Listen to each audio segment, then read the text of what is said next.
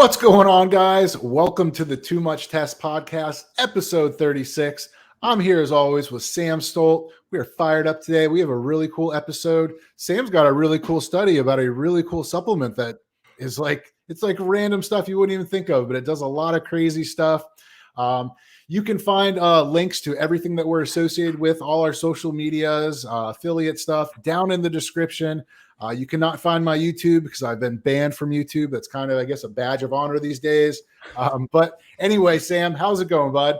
Hey, what's good, bro? It's good to see you. That sucks about your YouTube channel because that would have been nice if you actually were able to get that shit back. Hopefully, we'll see how that goes in the future. But I remember how I felt.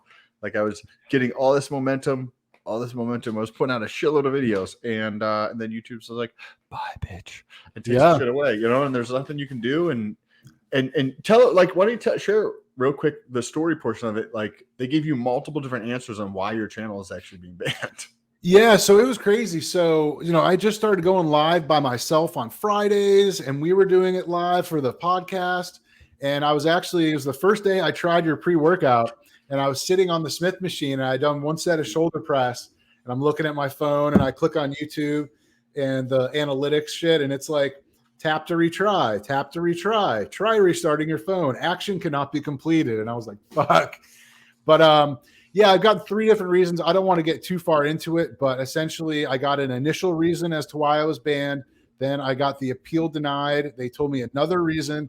And then the final decision was for a completely different reason. So I don't know. I guess I broke every single rule that YouTube has, but it's just crazy because my channel is so tame. I didn't, it's just, I either got recorded by someone who doesn't like me for whatever reason, or it's just an algorithm glitch. And then, the manual review looked at it for a split second and was like red, green, red. Yeah, because I feel like some of the content I do is maybe slightly more aggressive than some of the stuff that you put out, because yours is very tame is a good word for it. I mean, tame in the bodybuilding world, right? I put out some stuff that's maybe slightly more aggressive than that, and you would think they would take my shit down before they take yours down, and I don't think they even know what they're doing. But the last video that I had was that I posted was the podcast, and the title of it was "Making Fun of Biden and Uppers." And not saying that's what got me banned, but that was the last video that got put up on my channel. So what did you think about the stem cell, Josh? Oh, dude, the stem cells was awesome. That was really cool. I totally believe that stem cells are like the future of medicine.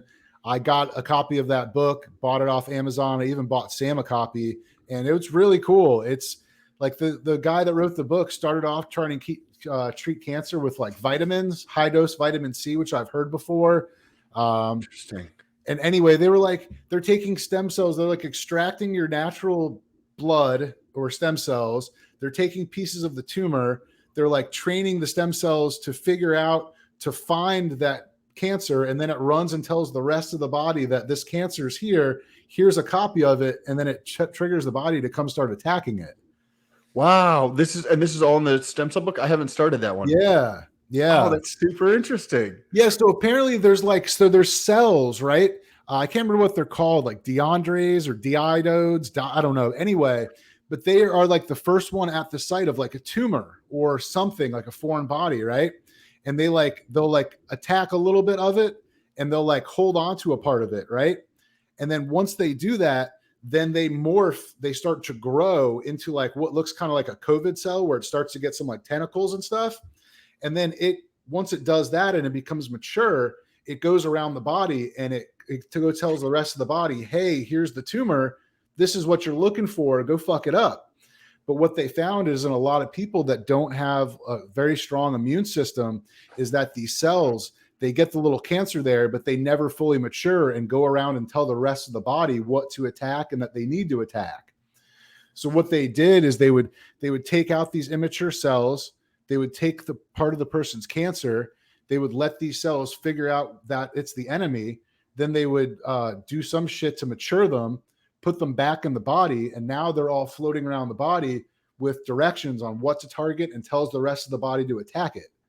Wow. And they were saying they had like an 80 some odd % success rate in like stage 1 and 2 cancers, and then like a 25% with like stage 4. But this was like early. This is like early stuff. Like they have advanced it since then. Wow, could you imagine though? Like, and we don't hear about any of this stuff. And you've probably had friends or relatives that have gotten cancer over the last 10 years, or friends of friends, or whatever the case of, who have gotten cancer. And not once have you ever heard of this kind of stuff. But yet this is probably far more effective and far cheaper, because what you had mentioned, I think you're using your own blood and you're taking that out, and then you're taking a biopsy of the tumor, and you're probably putting them in some type of culture to get them to figure out like, this is the good shit and this is the bad shit, and putting them back in. That is probably, $200-300 of like effort involved versus $20,000 for chemo. Mm-hmm. Well, they started off, the story they started off with was there was a kid who had MS, and MS is where it kind of like just destroys like your muscles over time. I don't know exactly how it works. But long story short, like these two doctors were working with this kid. He was like 13 years old, and his MS had gotten to the point to where he had a little like wheelchair ramp, and he walked with like one of those like 4-legged walkers. And if he went down the ramp too hard, too fast, his head would fall down like this. And he didn't have the muscle strength to pick up his head. So someone had to come and actually like put his head back up so that he could stay like that. Like that's how bad it got. And his partner doctor gave him, they had like vials of stem cells that were like this back in the day. They were like $1,000 a vial. And they basically started shooting up all his muscles as much as he could take, because it's painful. And he would get better for like 5 or 6 months, and he would kind of plateau, and then he'd get worse again.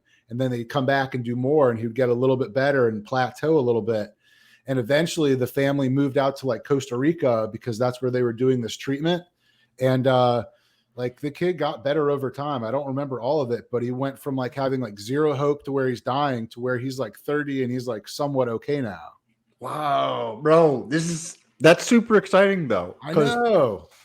When you look at, like, I've talked to you about this, the CBI, the NCBI, right? Like the PubMed website. And you look at stem cells, and it's literally exponential growth. And this is the kind of stuff out there, like Josh was saying last week, where this can basically cure or stop or like the prevention of different diseases completely. Like he was talking about it curing type 2 diabetes. Like there's a boatload of people here in America who have type 2 diabetes because of their poor diet. Mm-hmm. I have a quick story actually. So I'm out in the mornings. I've been doing cardio across the street at the pond. There's like a lake across the street, and I'll walk around there, do my cardio, get a little sun first thing in the morning, and then I'll just try to respond to as many messages as I can during that time.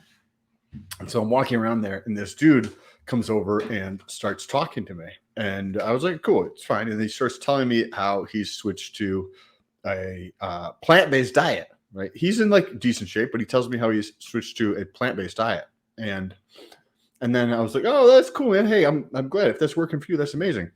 I just switched a couple months ago to primarily carnivore. I mean, like three pounds of meat a day, plus 3 pounds of meat plus per day, plus some fruit. And he like got like slightly triggered, like where the point where he was not aggressive towards me, but he was like raising his voice and didn't know like how to handle this like he just didn't know how to take this. And I was like, hey, like I went back and forth with him a couple times where he was like raising his voice. I didn't know what, like, this guy's a fucking crackpot, right? Yeah. And I was like, hey man, nice to meet you, I gotta go. And he just keeps talking. Then he just called me, hey man, I gotta go. Yeah, peace, bro. Weird fellow.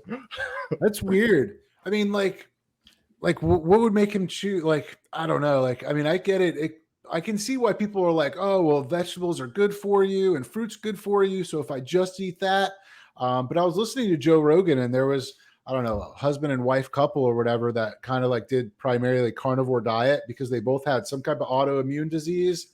I think they both also had celiac disease, which like wheat fucks them up. But they were basically like, they were pulling up these stats of like how much like how much broccoli you would have to eat in comparison to get the same amount of bioavailable protein from meat. And it's some ridiculous number, you know, like 10 pounds of broccoli is like the equivalent of like the amount of bioavailable protein to like a 5-ounce piece of chicken. And they start looking at vitamins and minerals and all that. And everything is so much more bioavailable in meat than it is in fruits and vegetables.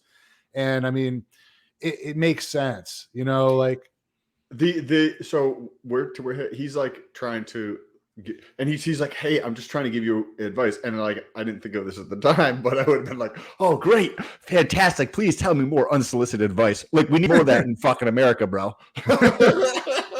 I don't know what it is. When people give up meat, they feel the need to tell everyone they know.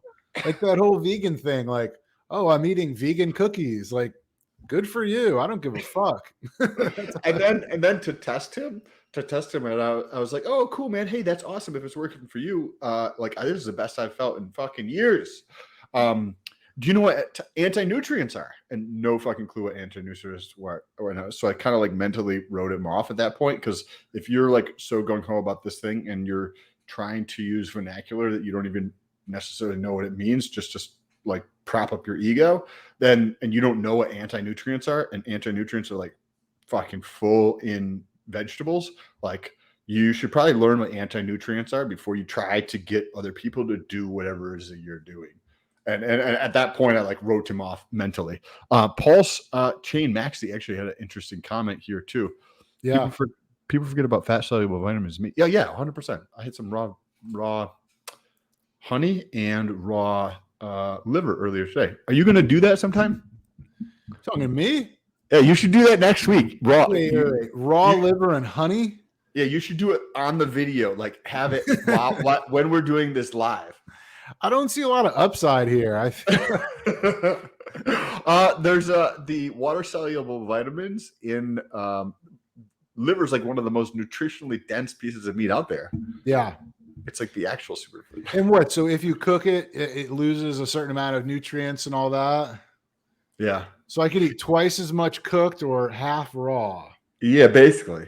But if you did decide to go with the raw, another added benefit of that, which I didn't realize until after I did that, is that I post about it. And you know how many people that like twist their mind that you eat raw meat and they just can't comprehend you're eating raw liver? I posted something on Twitter, just like, because you know I have to do it on Instagram. You guys can check out our links down below for Instagram. And I posted like a 15-second clip. Having some raw liver with honey, and people go berserk. It had like 170 likes, which is like a boatload of likes for me on Twitter. Pulse Chain Maxi. Yo, I just tried Viagra as pre-workout the other day, and oh my God, the pump is crazy. I'm not joking either. There's a lot of studies into Viagra exercise. No, you have tried Viagra or Cialis as a pre-workout, right? Just Cialis. I've never tried Viagra. What do you think of Cialis as a pre-workout? I feel like it's going to get me in trouble very soon at the gym. No, but I do like it. I'm not a huge pump guy. You know, I mean, trust me, I feel it and I know what it feels like. But for me, that's more of just like, I don't know, from working out. I don't know, but I can definitely feel a little bit more with Cialis. I think it depends on the legs, on the muscle you're working out too. You know, like I was doing back and I was using your pre-workout and I was doing back and like I could feel my back, and it's harder to feel your back, I feel, than something like triceps or biceps. But yeah, I love Cialis. It's fantastic. Yeah, so Cialis or Viagra for pre-workout are definitely a good combo. I mean, it's like the trifecta. For me, Cialis is like the king because you get the lowered blood pressure for the 24, 36 hours. You know, the old lady, it works there. And then also you get some pumps. Yes. Have you ever tried to, I've been doing this probably for 2 to 3 weeks now. I add in like 4 grams or 4 to 6 grams of beetroot powder. So it increases like nitric oxide, which also has like, if you look up the stuff for beetroot, it can also help with ED, right? Erectile dysfunction, because it helps with like blood flow and that kind of thing. So you can get better pumps in the gym. So I'll stack like my pre-workout, and then I'll also add in 4 or 6 grams of beetroot powder. Like you can get capsules at Walmart for like $6 or something like that. So I'll add that in with my pre-workout. And then sometimes what I'll do is either Cialis or Viagra with that. So I'll have like pre-workout, which some stimulants in it. It already has some beetroot in there, L-citrulline and glycerol, and then some sodium. And then you add in more beetroot as well as Viagra or Cialis. Bro, I've been getting literally some of the best workouts I've had in so long. I'm not even like, this has been the other last week or maybe the week before that. By the end of the week, almost all the body parts were sore. My legs were like death. My back was actually sore, and like you said, it's challenging. Like it takes a lot of work to get my back sore. It's just a boatload of volume. Yeah. Even my arms were sore. My chest was sore. And I was like, this is when I've been trying to test different things for the pump to see if that helps me to get sore, to just change things up. And I was like, holy shit, this is awesome. Yeah, I saw there was beetroot in your pre-workout. So I'm copying your formula, and so I was doing a little research on that. But no, you know what I was actually been doing is I've actually been going to the gym 6 days a week, or 6 times a week, and it was mainly last week because I was fucking pissed off over my YouTube channel. So here's my workout split for if anyone wants to copy this. So Monday, chest, cardio, sauna. Tuesday, legs, abs, cardio, sauna. Wednesday, back, cardio, sauna. Thursday, shoulders, cardio, sauna. Friday, shrugs, bis, tris. And then Saturday, I'll do all chest, like chest flies variations, cardio, and sauna. So I'm hitting my chest twice because that's my weakest genetic spot. And dude, the sauna, I love the sauna so much. There's so many good health benefits for it that I've been reading up on. It's awesome. What are some of the top benefits? I literally want to put a sauna and a ice bath I'm renovating my house, but like by the time I get to the kitchen and then go to the backyard, I want to put a sauna in the backyard and I want to put an ice bath in there. But I know there's a shitload of benefits to it, but I don't know a ton of the benefits with the sauna. Do you happen to know any of those off the top of your head? Because some of them off the top of my head, I was looking into building one because I have some porch area. My wife's not super thrilled about that. So I was thinking about getting one of those portable insulated tents. And dude, I was just going to buy like the biggest space heater you could get and just like sit over that bitch. Just have that bitch sitting right here, just cooking hot air at me. And then I was going to get a big ass pot with some rocks so I can pour water on it. Just going to make like the most ghetto sauna possible. Do you know the cliche? Oh, Florida man, this, that, and the other thing. I'm like the essence of Florida man right now. Gold chain and camo shirt. We're gonna see. It's gonna be in the news. Florida man cooks himself to death in a homemade tent. He brought it's 95 degrees out in the summer, and he brought in a space heater with like rocks and he was cooking. You could see that. But sauna benefits, just real quick overall, relaxes your cardiovascular system. It kind of mimics moderate exercise with your heart rate. But the main benefit that I saw and what studies have shown about longevity is that every cell in your body has something called a heat shock protein. And essentially they come out when your body is shocked from heat. And essentially what that does is it kind of, I don't know, it goes through your body and it does good shit and it helps you live longer. I can't remember exactly. It's been a long day, but there's also another something that it does with your brain is that there's some other chemical that's not so great. That's kind of a stress hormone. And then there's norepinephrine, which is kind of like a good one. And what they found is they both raise while you're in the sauna. And then after you get out of the sauna, the worst one starts to decline, but the norepinephrine stays at a higher level, which makes you more alert and more kind of your brain function a little better. Interesting. I've heard about the heat shocks. Actually, when you were saying this, I pulled this up here. Heat shock proteins. Heat shock proteins are a large family of molecular chaperones that are well known for their role in protein maturation, refolding, and degradation. While some heat shock proteins are constitutively expressed in certain regions, others are rapidly upregulated in the presence of stress stimuli. Interesting. I got to learn more about those.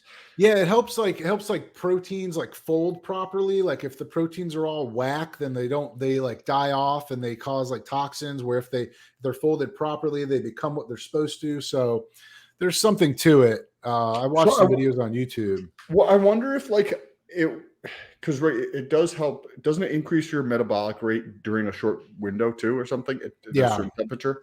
So like if you stacked like sauna use 7 days a week with say fasting, right? So you get an increase in autophagy and like apoptosis, or like the recycling of dead blood, like dead cells or mutated cells or ones that weren't folded properly. And you could utilize something like that along with the sauna. And I bet the results would like not just be additive, you'd get like a multiplicative effect to greater, you know what I mean? Something where you have a synergistic effect to them. I'm going to even add to that. So I'm going to go with fasting in the sauna on Cialis with the beetroot, some Himalayan salt, and jerking off at the same time. And then after you're done, jump into the cold pool, cock in hand. That's the ultimate. That's longevity 101 right there, baby. I've been working on getting into. I've been working on trying to figure out different, or just educate myself more on different types of peptides available out there. And epitalin, because you mentioned longevity, right? So epitalin is one that I'm going to probably be doing a video on this coming week. You guys can check the channel if you'd like to catch that video. But epitalin is a super interesting peptide. I had a guy said that not just from the epitalin, but he's lost 35 pounds. So it's not from that. It's probably just for him feeling better from this. But the biggest benefit he mentioned with it was with sleep.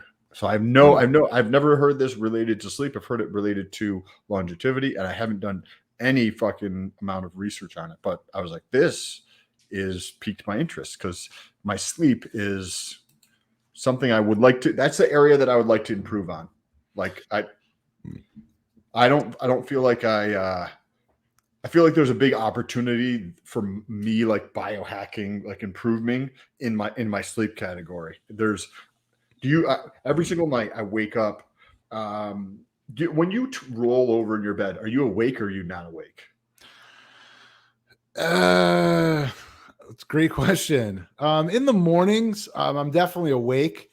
So I kind of like when I'm going to sleep, I'll roll over because I sleep on my side. So I go side to side. My arm will start to get sore, my hip will start to get sore, then my shoulder, then I roll over. And then when I wake up in the morning, like if I wake up on this side, like I switch over to the other side, I get so comfortable, I'll go back to sleep. Then I wake up and I switch to the other side. Oh man, I'm getting tired just thinking about that. So you sleep on your side and you just fucking rotate back and forth all night? Yeah. Why don't you just sleep on your back? I mean, I can sleep on my back. I don't know, man. I sleep on my side and I got my one pillow and then I have another pillow like right here along my chest that I like put my arm around and it kind of keeps it like this. And dude, I sleep, dogs sleep on their side with like their back legs like 90 degrees. I fucking do that same shit, bro. I'm like, my wife's like, what the fuck? You're taking up the whole bed. Like, I cannot sleep on anything less than a king size bed. It just does not work. I don't even know why they make smaller beds. You sleep with your legs directly across the bed? I kind of sleep like kind of like 90 degrees like this, and then I'll have one arm over like a pillow. Oh man. Oh, that's awesome. I don't know. Dude, I sleep like a puppy. I don't know. It's comfortable. So I sleep on my back, but what I like to sleep with is like a pillow underneath each arm, like a king, and I like fold my arms across my stomach like this. And I can't. What I notice is I can't cross my legs. Sometimes you probably don't do it, but like I would cross my feet like this, laying on my back, and if I do that, it hurts my fucking knee. Like after a while, like I'll wake up and it'll hurt my knee, so I can't sleep with my legs crossed, and then ideally a pillow underneath my knees, because then it helps with like the lower back and stuff like that. But I still feel that I wake up too many times throughout the night. Like I'm not sure how to optimize it. I've put several plants in there, which I think I've mentioned they improve the air quality. So there's a snake plant that NASA did a study on to like they're comparing the pothos, the snake plant, and one other plant, and to see which ones like removed the most amount of toxins in the air, and then which produce the most amount of oxygen. And then they had them like in these like tent type things where they had something on the side of it to measure the particulates per million, or whatever it was. And the plant that did the best, well, there's two of them that were very, very close, but I have both of those in the bedroom to help improve the air quality and remove toxins. And then there's some research that shows like how sleeping at an angle helps with several different things. So I've actually had my bed raised, not just put another pillow underneath your head, but like put shit under. I just put 2x4s. I got underneath my fucking so and lifted it up. But I still did that NASA study with the plants? Did they have a guy named Sam in the corner taking bong rips, and they test the impurities in the air after that? I haven't. It's been a while since I've smoked, actually. Well, now that Bro, I got some one of those vape pens from one of my buddies. So I had another vape pen that was kind of on its way out. It was kind of clogged up. Bro, I got one from my buddy, and like 1.2 seconds pull, and like, dude, it's like, well, anyway, actually, I kind of wanted to talk about sleep because you actually wanted to talk about something that I tried recently. And I would suggest a product to you for sleep. So as if you followed this before my YouTube channel got deleted, I actually was going to make a good video on this. So I used to use alcohol to help go to sleep. I'd have whiskey and water toward the end of the night. It relaxed my brain. It turns off my thoughts. I could just lay in bed, close my eyes. So I still haven't had any drinks. It's been congrats, thumbs up for that. Like 35, 40 days, somewhere in there. So what I've done is a little bit of indica here and there, not always. And then I've been using sleep juice, which is a product from Enhanced Athlete. It's essentially lower melatonin, but it's got GABA, it's got 5-HTP, it's got tryptophan, I think like B3, B6. But anyway, there's a couple different products out there like that, and I really do like that product. But Sam was telling me, go try Kava. And I was like, I've seen these Kava bars. I even have a note. I have a note right here on my notepad that says, buy Kava. It's still there. And I went on Amazon, and it's like, well, this is a noble strain. This is from this island. This is this. And I was like, yo, this is too much. I don't know what to buy. So I found there's a Kava bar down the street from my house, and I went to go check it out. And it was pretty interesting. So the girl, she gave me a bowl, like a sample to try, and she explained that it's going to taste peppery. It may numb your mouth. And I was like, okay. And it looks like light creamed coffee, if that makes sense. Did you have it plain in the sample? Did it have like any flavor, or was it just Kava by itself? Just Kava by itself, just brewed Kava. And so I tried it, and it definitely tastes like kind of peppery, it's very earthy. Not my favorite taste, but it's not like to where it's gross to where you can't drink it. But it definitely does numb your tongue and numb your mouth. And I've experienced that a couple other times. Once getting my teeth done, another one. I'll just be straight up, dude. I went when I was way younger to a guy's house to get some of that, and he pulled out like a softball size, like just a rock, softball size. And is that what they call an 8-ball? I don't know. An 8-ball is 3.5 grams. This was like a softball size. Oh, fuck. An 8-ball is just because it's an eighth of an ounce, 3.5 grams. Not that I know this stuff, but anyway. But he had like a softball size, just solid rock, and she would shave off pieces with a razor blade and onto a scale. But most potent stuff I've ever tried, one line, my whole top of my mouth was completely numb for like an hour. It was like the real deal stuff. But anyway, back to Kava. Yes, please. Now I'm going to get your fucking YouTube channel banned. I'm just like a curse. Oh, great. I'm doing both YouTube channels, so I'll get rid of fucking both of them in one swipe. Perfect. Yeah, so I tried the Kava. They had a more purified version, what they called it, like a premium. So I got a bowl of that. I tried that. I got another bowl of that, and then you can definitely feel Kava. It's like the beginning of when you start to feel kind of drunk, not drunk. I guess buzzed would be the better word. So I guess I kind of equated it to where when you kind of get high or you start to get a buzz, the back of your eyes kind of feel a little buzzy, if that makes sense. And so I kind of got that feeling with some relaxation. And she actually told me something interesting. She told me that kava has a reverse tolerance. Have you ever heard that? No. So what she said was that in the beginning, the first time you try it, you'll have to take more to feel the effects. But over time, if you do take it regularly, you'll need less and less to get the same effect. And I was like, interesting. So I guess I don't know if it builds up in your body because I don't know, but that's what she told me. And she seemed to know what she was talking about. So what did you think? Did your girl try some too? No, my girl's paranoid about that shit. Oh. Yeah, she thinks that she's gonna be the one person that has a horrible reaction. Because I started reading her some of like the medical sites that talk about different alternative medicines like WebMD and RX whatever, and it's like jaundice, yellowing of the eye, bleeding of the gums, intestinal discomfort, liver, and I was like, get the fuck out of here. This is a root that's ground up, but then they had it's called Botanical Brewing is the company, and it's essentially like White Claw, the same kind of idea, like a clear interesting seltzer. Yeah, but they have kava ones, they have kratom ones, they have CBD drinks as well. Zach the Retro, yes. I'll give him a shout out because he just started stocking this product at Crazy Muscle Nutrition here in Orlando. He just started stocking their entire brand. So I did try the Botanical Brewing kava one. Dude, it's really good. It's like a White Claw with flavor, but it has concentrated kava extract in it.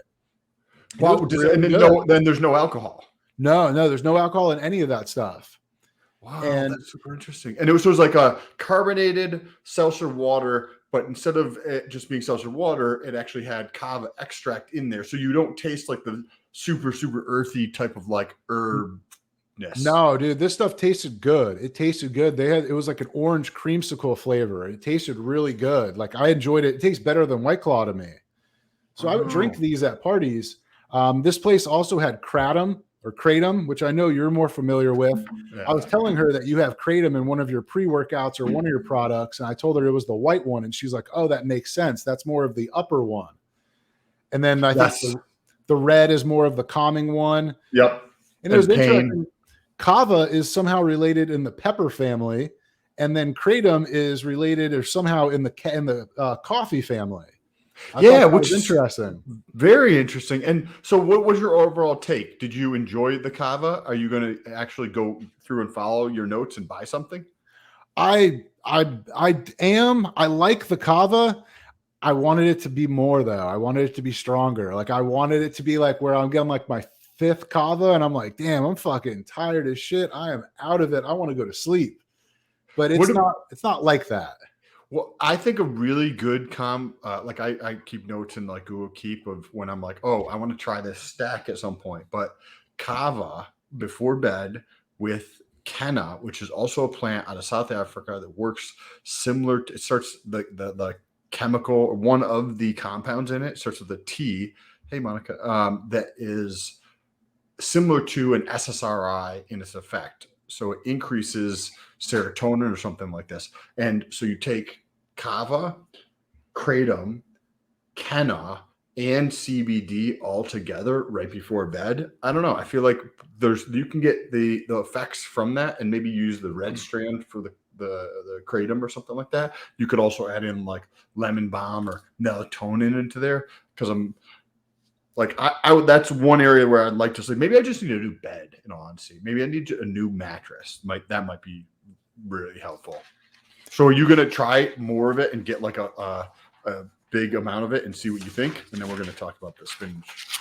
Yeah. So what I've currently been doing is a little bit of the indica earlier. I'd say like 8:30. And then I kind of let that wear off. I'm trying to like be in bed at around 10. I don't like being like ripped when I go to bed. I want that to be kind of like I was a little bit buzzed and now it's faded. So now I'm tired, but I've been taking ashwagandha at night, 1,300 milligrams of ashwagandha. I've been taking a scoop of the sleep juice. All that combined has been pretty good. But yeah, I do need to look at the kava. I'd throw kava in there too for sure. And just see what you think or whatever.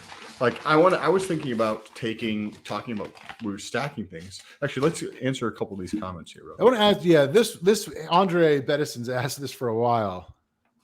Any thoughts on utilizing GH analog / secretagogue peptides along with fasting, which increase endogenous HGH secretion? When is the best time to take HGH peptides? You want to go with that, and then I will. That's not my area of expertise. I mean, if I don't know if it would make the most sense if you're fasting, which is known to kind of increase that endogenous. I mean, would it be kind of pointless to take it then? I do that, Andre. Good idea. I'm not saying that you should necessarily do any of the things that we fucking talking about on here. You definitely should not do any of this shit. But I'm cutting right now, and so I'm fasting on Sundays. So I have like just one meal on Sundays while I'm cutting. It's awesome. Like I feel fucking great. And I might even like continue and just up my calories the other 6 days a week afterwards. But the point is I like to use MK677 or the oral secretagogue for HGH on Sundays for this. And for me, some people notice like, because it's a ghrelin agonist, ghrelin is like a hunger hormone. So some people get like a very like ravenish, it's how they might describe it, but the hunger doesn't affect me at all. But I do feel like it's beneficial. You can stack those things together and you get probably a synergistic effect. Have I measured my IGF-1 levels or anything? No, I have not, but I would like that. Also, another good time, Andre, I like pre-workout, something like epimorelin or CJC or hexerelin. Hexerelin is probably my favorite pre-workout. Have you ever tried hexerelin pre-workout? Oh my goodness. You do one set and you have a pump. I've never tried any GH secretagogues or analogs. Really? No. Remember I traded my bottle of MK677 for Ostarine. And I never Why are you opposed to researching with MK677? It's not. I was just, man, I was like, MK67 makes me hungry. I'm already fat. I was drinking a good amount at the time. I was like, I don't want to become insulin resistant. And I was like, just going to trade this. I was going to do my my joint stack, which was like Test, Deca, Ostarine, and like glucosamine. And I never did any of that. I just have a bottle of Ostarine sitting next to my other bottles of Rad 140 and Cardarine that I haven't taken. You might enjoy, like, do you work out in the morning or in the nighttime? Morning. You might like epimorelin because it's similar to MK677, but it doesn't have the same type of effect on hunger. Right? So it's still a ghrelin agonist, but it doesn't seem to stimulate appetite like MK677 does. And like I've used both, and neither one of them affect me, but the MK677, you just see report after report after report. Epimorelin, people are like, yeah, no effect at all on my hunger at all whatsoever. And it helps with the pump in the gym. Or if you say you have like sometimes your joint hurt or whatever, or your back or whatever, like doing something like that 3 days a week over the course of say a year, right? And get your shit fixed. So it heals that stuff because of HGH. See, I don't see if I were going to do that, I would probably do something like CJC. I don't like pinning in the morning. I'm not a morning pinning person.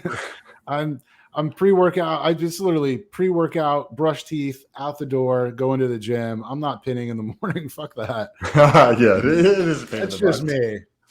So let's talk about spinach extract. No, this stuff was super interesting. I have a bunch of Facebook groups. You guys can find the link down below on the YouTube channel if you're curious to check it out. But you can basically process spinach and then you get this extract out of it, where one of them is something called thylakoids. And these thylakoids are what's responsible in the spinach leaf to harvest sunlight. So it's like photosynthesis. And you take these things. Let me find where we have. You take these things and they do several different things. They reduce the activity of lipase. So lipase is enzyme in our body that is responsible for processing or digesting fat. So it basically reduces your ability to process fat or digest fat. They also go through and increase CCK, which is, I'm not even going to try to say this. Hopefully you guys can hear that. Cholecystokinin, which is a hormone that's produced in the intestine for satiety, or like the feeling of like feeling full from what you're eating or whatever.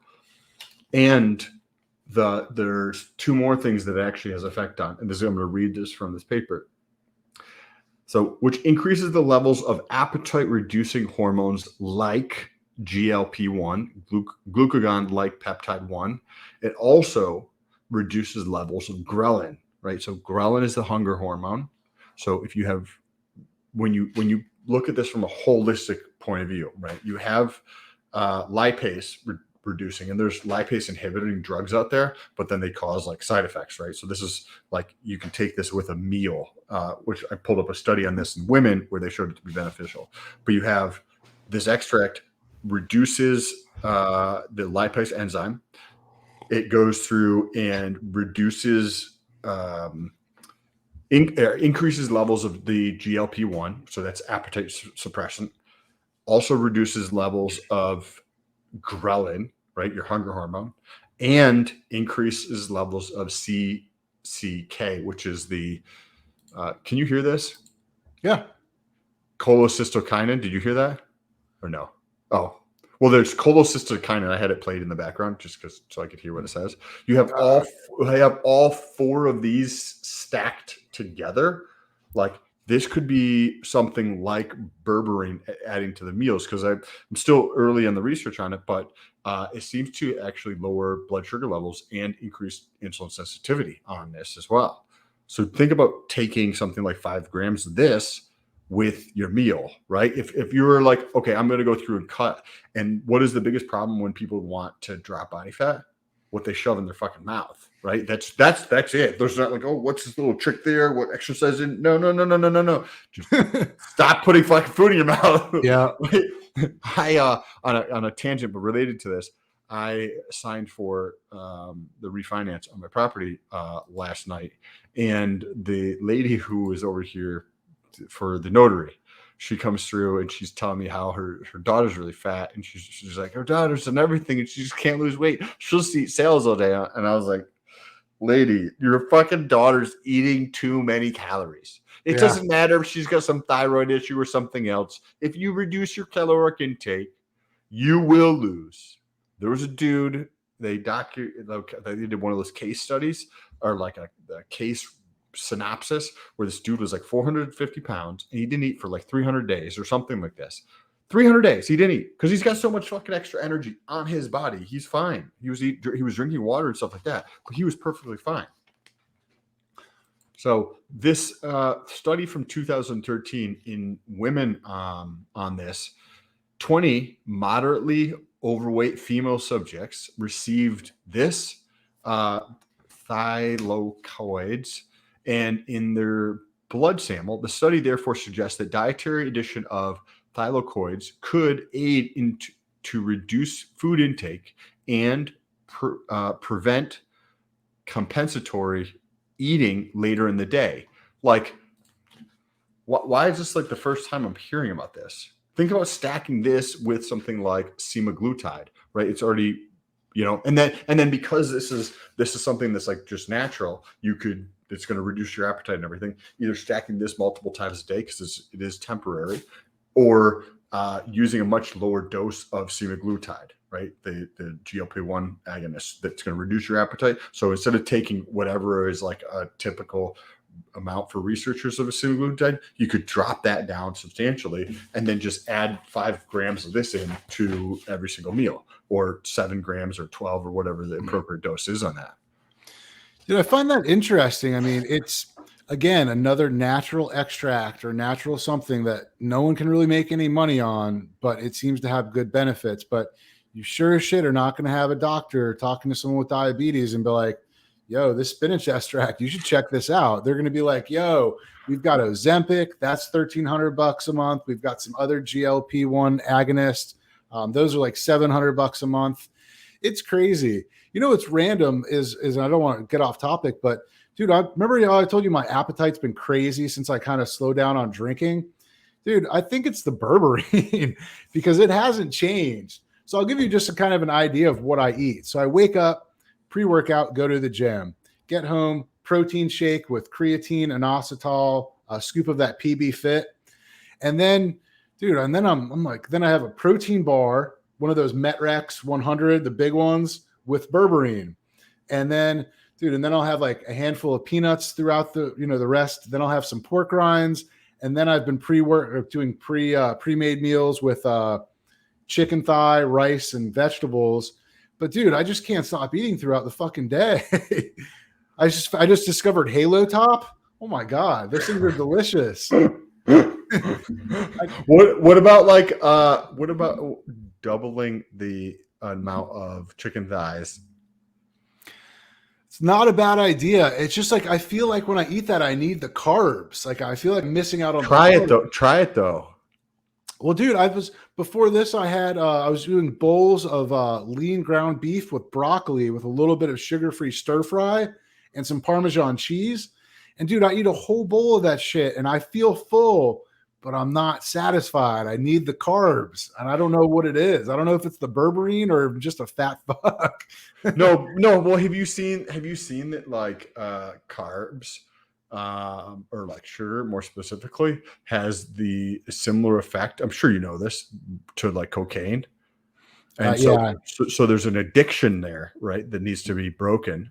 And it might maybe take time or something like that to like let go of that, right? Because if you have that addiction and it has a similar effect in the body as cocaine from sugar, right? So then you're like, okay, the carbohydrates are sugar, right? So your body's like addicted to this, like it is addicted to cocaine. And now when you're done, what is like people's normal definition of addiction, right? That they want that shit, they crave that shit, right?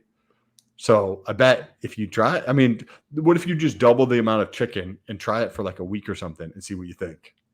I could. I just got a pack. Like I literally just grabbed some groceries before this, so I can meal prep tomorrow. So I've been trying to do at least 2 meals meal prepped, and I just bought a rice cooker, so I'm set in theory. My brother was just telling no spark. We're gonna get to this in just 1 second. My brother was. I feel like we just like chatting. My brother was just telling me about the what are those air fryer things and how it's absolutely fucking amazing. Like you can cook all sorts of different stuff in your air fryer. So I want to get one of those. And he's like, it doesn't matter what size you get. He's like, you should go with the bigger size. He's like, they get you the quart size, like you should have done 2 quarts. So you get 2 quarts, you should have done 5 quarts. So you get 5 quarts, you should have done 7 quarts. It's like, doesn't matter what size you get, you want a bigger one because it's never big enough. And he's like, you eat a fuckload more food than I do, Sam. So like, you should get the biggest one you can possibly find. I would agree 100% on that. I have one of the smaller ones. I cooked my chicken thighs. I basically cut all the fat as much as I could off them. I dropped them in the crock pot with low-fat Italian dressing and a packet of ranch and let them cook on low for like 4 hours. Turned out pretty good. But the air fryer, dude, you can do 4 chicken thighs in like 8 to 12 minutes. So you just literally marinate them.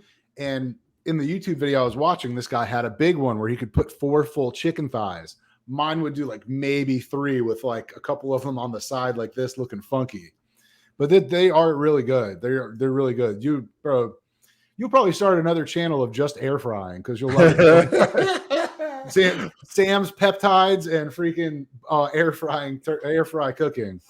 I'm gonna try to air fry some liver and just see how it would come out. Right? Just why not? I've tried pre-workout and chicken before, so why not try something like that? No spark. What do you think of MK67 stacked with CJC 1295? That is probably going to be very synergistic because if you look at like TRT, right, you have more experience in the TRT realm of this, but you look at TRT offices, they will combine Epimorelin and CJC because they work 2 different ways in your body. Like CJC is a GHRP agonist, right, or analog of the signal from your hypothalamus to your pituitary. GHRP, I think is that accurate? GHRP. Believe so. Eyes are a little burning and on fire, but and so you have something that has this, it increases HGH by that signal from the hypothalamus to the pituitary. And then MK677 is a ghrelin agonist, and that also increases HGH. So you're able to hit like your body. You're not like giving yourself HGH.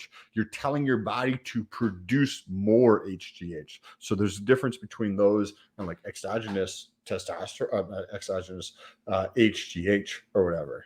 But I would say that's a very good combo. What are your thoughts on that? it seems to make sense. So because I mean, and that's I guess what's kind of the difference between some of these growth hormone secretagogues and antagonists and analogs, whatever else. I'm not super well versed in it, but it seems like in that situation, the CJC is telling the brain to make more, where the MK67 is telling the brain to release more. Oh, that's an interesting way of looking at that. I think. Don't quote me on that. Like, if I ever become YouTube famous, they'll pull into this video and be like, "This guy's a fucking idiot." Look at him in 2022. Look how fat he was. He's shredded right now. You know how many stupid things I've said on this YouTube channel, or one of my YouTube channels, or the 1,000 fucking TikTok videos I've done? I had a question. So I've got about 3 weeks left for this cut I'm doing now. So I was thinking of potentially stopping any research with SARMs, continuing MK677, and possibly adding CJ1295 with DAC. And then, because I'm dropping the SARMs, right? And you know how I like to have the milligram load at a consistent amount per week? Like, that's just like the total amount of compounds that I take for everybody who's listening. I don't like to go above that limit. So generally it was about 325 milligrams. So I want to think about dropping SARMs completely and utilizing a slightly higher dose of test just for this last 3 weeks of this cut here, plus the CJC in there, right? I like it. I like it, man. I mean, there's SARMs have their place, but I just think testosterone is natural. It's just, it's the king. Like I've been doing 250 for I've lost track at this point, but I've actually lost weight. I'm down to about 212, 213. Congrats, bro. So when I first started, I was like, when I started TRT, I was 247. And then I had dropped down to probably like 220. I'd lost some weight, but I put on a little bit of muscle. I feel like I put on a good amount of muscle now, even more. Now I'm dropped down to like 213. So I'm not actively really trying to cut. I'm just eating a little bit healthier, cut out alcohol, make better decisions when you go out to restaurants. And I'm going to try to get down to like 205. So you got this. So wait, what are you at? 212 right now? 213, 212. You got this. Do you have a time frame or anything? No. You actually think no, I really don't. I mean, but then also I'll be like, okay, well, I could jump that up to 500 for a little bit, and then I'd probably balloon up to like 220, 225. And then, so I don't know, man. I'm not, you know me, I'm not that like worried about how I look. I mean, I enjoy it, but I'm not like Sam's like, all right, well, I think July is coming. It's summer. I'm going to cut down to maybe like 8.5% body fat. Probably drop the rad, up the CJC, get some red light on my balls to increase, this. Whereas I'm just like, all right, I'm just going to pin. I'll eat a little healthier and I'll work out. and on that, I think this is a perfect time to wrap things up. If you guys enjoy this and you're listening at any of your favorite podcast platforms, make sure you leave a review. It's super helpful. Or you can take a screenshot of that and tag us on Instagram. There's links down below if you're watching this on YouTube. Anything you'd like to say before take us out of here? If anyone's watching, follow me on Instagram and TikTok at Test Your Levels. That's really all I have. I'm kind of a shell of a man now. That's just all I'm left with social media. I lost my YouTube channel. It got banned. So follow me there. That's about it. And follow Sam. And then I'm gonna do this this outro here, which I meant to use at the beginning, and it wasn't finished uploading. So peace out.